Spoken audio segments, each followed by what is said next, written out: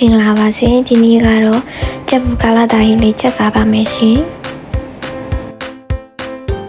ချက်နီလေးဝေမျှပေးထားပါတယ်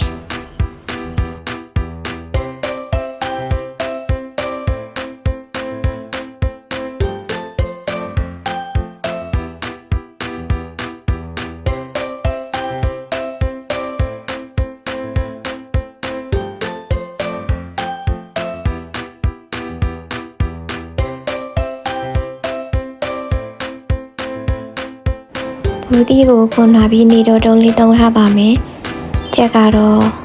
အင်ချက်တစ်ချင်သုံးထားပါတယ်။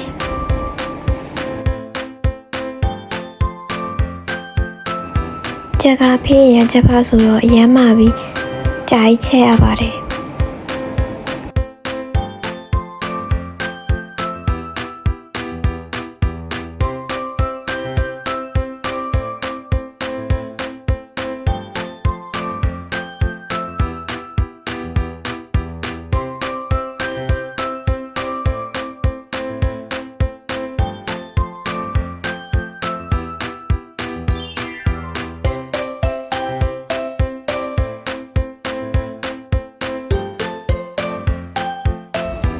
အနေတော်ရွယ်လေးတွေတုံးပြီးရင်တော့စားနဲ့နှစ်ပြန်လောက်စီးပါတယ်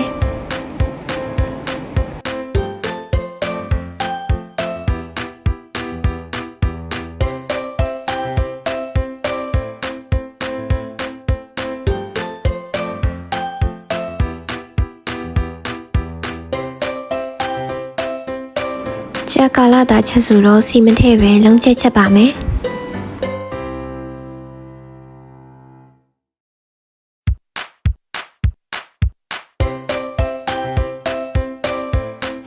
ရေဦးဆုံးအနေနဲ့အိုးထဲကိုစီးထားတဲ့ကြက်သားထည့်ပါမယ်။ထောင်းထားတဲ့ကြက်သွန်ဖြူနီရုပ်တီကြောက်ထည့်ပါမယ်။ရသအနေနဲ့ကြက်သားမှုန့်စာငပိစိမ့်စာဆွနေမုန့်နေငယ်ထည့်ပြီးတေချာလေးနေပြီးပါမယ်။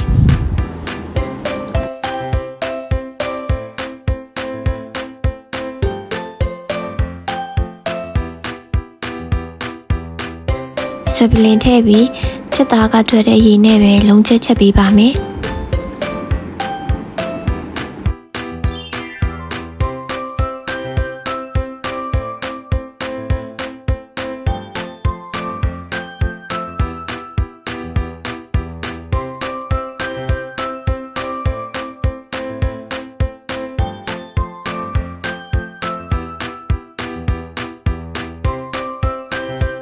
ချက်သားနူးဖို့အတွက်ရေထည့်ပြီးတော့ချက်ပေးပါမယ်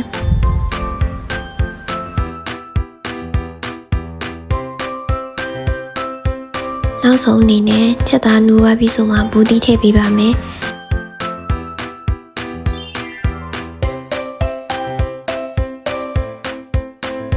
ဘူးတီးနူးအောင်ခဏလေးပြန်ချက်ပေးပါမယ်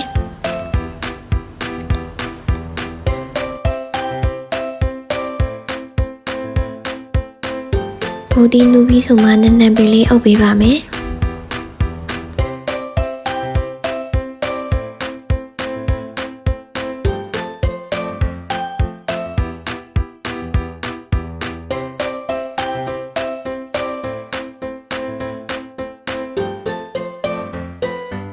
နောက်ဆုံးမှာတော့စပလင်နန်းနန်းပင်နန်းမှုကြီးချိုင်နေတဲ့ချက်သားကာလာတာချက်လေးရပါပြီ